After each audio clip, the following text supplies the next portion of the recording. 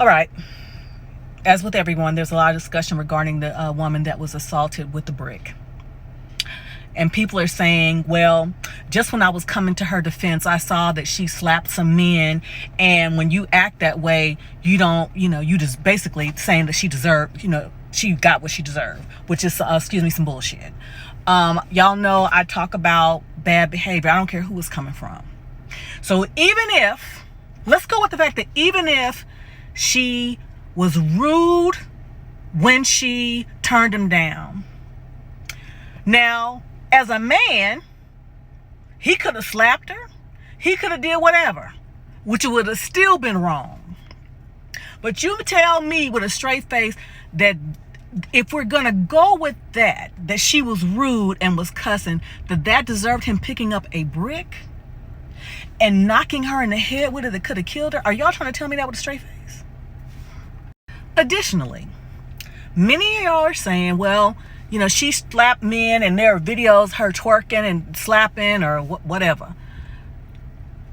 If we are to assume that was real and not a skit as people are saying that it is, if we are to assume that is real, that means that was inappropriate behavior, and that in that instance, she should have been held accountable for that inappropriate behavior, whether it had been her getting slapped back, whether it had been her getting arrested.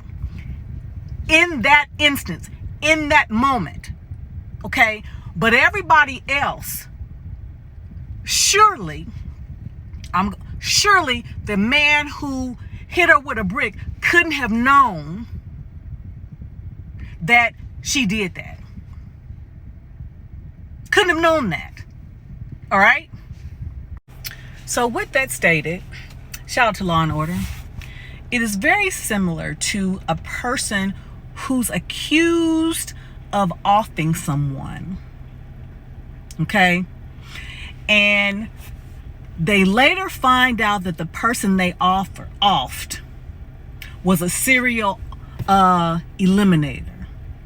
And they want to try to later say that the defendant was justified because that person was a viler perpetrator. But they can't use that because there's no way the defendant would have known that this person had that history. Therefore, they can't use it as an excuse. So the same thing here with the man that hit her with a brick. If we are to assume that she did this previously, the man with the brick couldn't have known that, so that doesn't give him justification to do what he did based on her previous behavior, because that had nothing to do with him. Now, this is where I turn it over to us women. Do I like to have to say this? No. But must I? Yes. There are many women on these platforms that are saying a woman should have a right to say, get the fuck out of my face. A woman should have a right to turn a man down. Yes, they should. Yes, they should. But the question becomes, can they?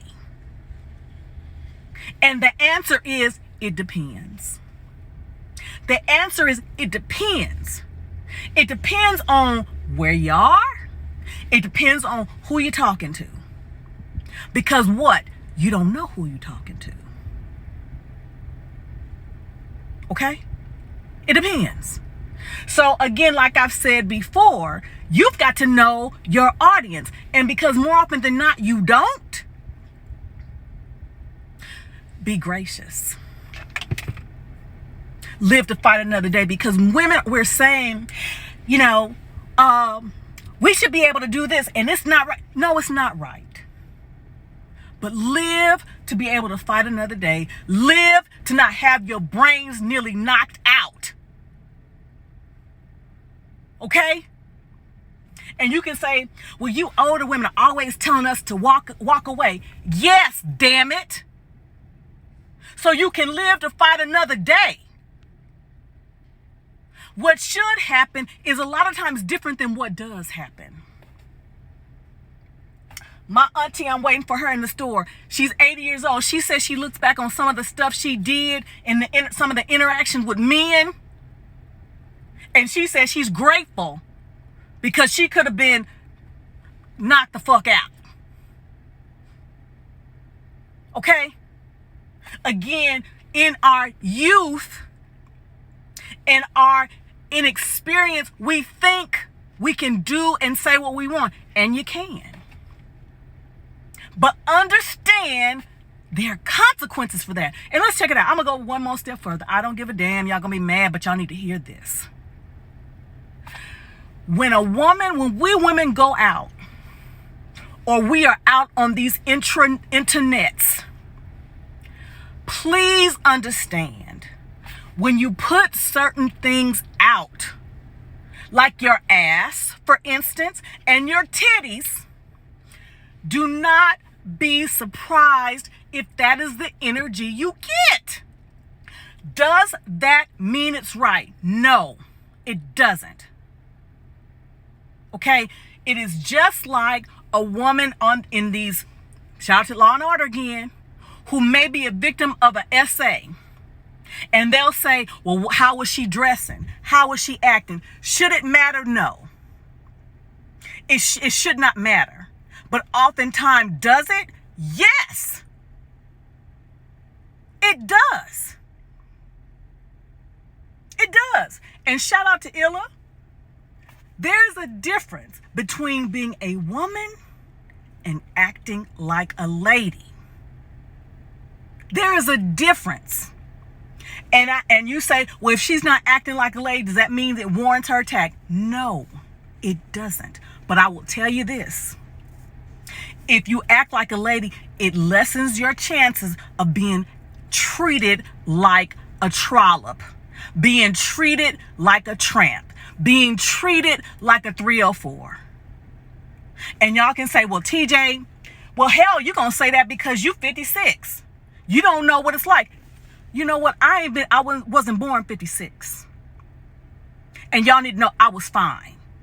I'm attractive now as a 56-year-old woman, but 20s, 30s, even early 40s, I was fine as hell. Okay? But always conducting myself like a lady. Now, I ain't gonna lie and say sometimes I got a little revved up when I was debating in certain instances. And I could go toe-to-toe with most of them, or the best of them, intellectually speaking. But I didn't think I was,